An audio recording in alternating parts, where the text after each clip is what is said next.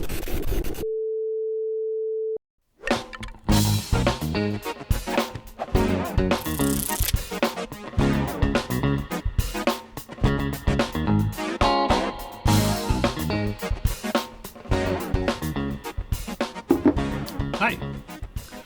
I thought I'd take a little bit of time today to talk about lightsabers. I've had a few inquiries about this particular one. People have seen it hanging in the background, and can't remember what the last video was that I had it in. I actually put it out, and people were like, hey, that looks pretty authentic. Truth is, this is about as authentic as you can get. This is a Graflex 3-cell flash handle. But more about that later. I have always had a fascination with lightsabers. Star Wars came out when I was 9 years old, which, if there's more perfect time to warp somebody for life, I don't know what it is. So ever since I was a kid, I've been absolutely fascinated with these. When I was very young, like 10 years old, some genius figured out that you could put the end of those little tubes that you put into golf bags, turn it around and put it into a flashlight, and you had yourself a lightsaber. And they sold those by the truckload. There were plenty at our house. They weren't very durable. We would recommend an afternoon usually, but we went through plenty of them, and plenty of C cells to go with it. Shortly after that, and I wish I had pictures of them, I built both Luke Skywalker's and Darth Vader's lightsabers out of cardboard with a little bit of aluminum foil wrapped around strategically, and temper paint. They were terrible, as you would expect anything built by a 10-year-old would be, but I was very proud of them. They were very, very cool, and they hung on the wall in my bedroom for quite a while. In high school, I did them again, built them again. Unfortunately, the only photographic evidence I have is this picture here, and you'll have to ignore this dork with his arm on fire. I had a tendency to do that a lot when I was in high school. I don't know why. But don't look at that. Look at the background there. Hanging on the wall is both Luke Skywalker's and Darth Vader's lightsaber. Those were built mostly out of plastic and were a lot more durable, but still not quite authentic. About that same time, I was planning on doing a Super 8 movie, a parody of Empire Strikes Back. And I built this. This was the stunt saber, pretty terrible, but it worked for the time. And in this one's, it's got a fiberglass boat antenna, like a whip antenna, inside it, wrapped in foam, so that it would not hurt anybody. It would still hurt somebody. And the handle was mostly made out of cardboard. It had some PVC on the inside of it, but to get the right diameter, I put cardboard around it. So it's also still pretty terrible. Then, I don't have any photographs here with it. In the early 90s, I decided I wanted to make something that looked pretty authentic to this. And I didn't have any metal fabricating capabilities, so I went ahead and did it out of plastic again, mostly styrene. But these are the photos of that. And that sat in my office on top of my monitor for a number of years until I acquired this. This is an authentic Graflex 3-cell flash handle. And for those uninitiated, you'll have to imagine a big dish right here.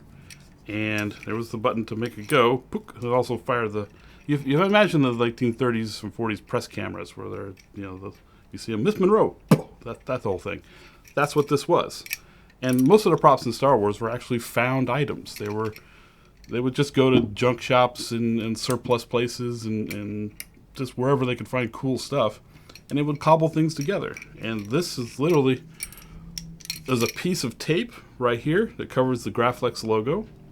This is a reproduction, but this is a magnifier for a calculator from the 70s.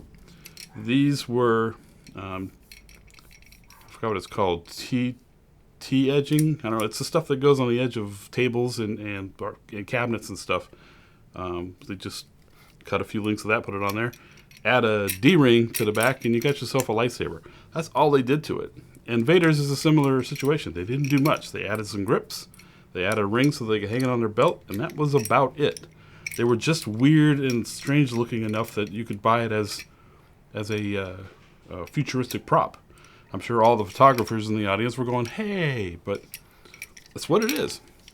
So I was super lucky to find this one. This was before real popular use to the internet, and I managed to find one in the very early days of eBay. In fact, it might have been my first auction when eBay first launched, and I found this at a reasonable price, and I went ahead and purchased it. So, and I was super happy, and I still am super happy. What most people don't know is it comes apart. This actually it's made to, you put the batteries in this way, and the whole thing will come apart really easily.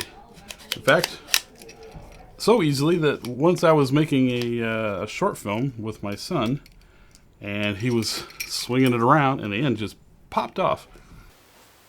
10A, take one. And action.